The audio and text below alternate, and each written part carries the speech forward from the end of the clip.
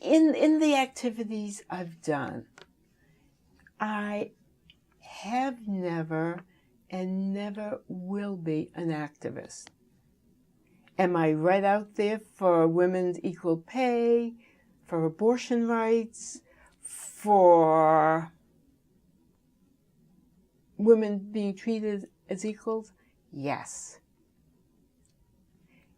1972 was the beginning for me of the women of now, and I was part of a consciousness raising group. I also there was a women's conference in New York. It was the first one for Jewish women from Haredi to secular. And it was a wonderful experience. One of my sisters at the time was working for the Jewish Federation in California, and she was coming. And my mother was going, and I went too. It was wonderful. Bella Abzug spoke. Grace Paley spoke. Blue Goldberg. So it was a real special time and really important.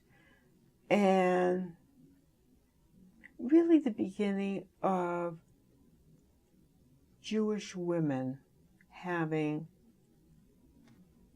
a better place within Judaism. When women became part of the minyan in the conservative movement, and that was really important.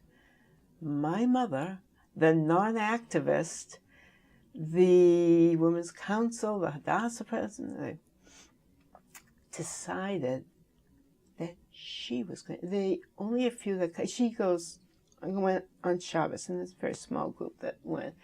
She was going to have an aliyah, and she did. She was Hameshi. She became Hameshi, and was a very Orthodox gentleman who felt this was a shanda, and she still had her fifth aliyah.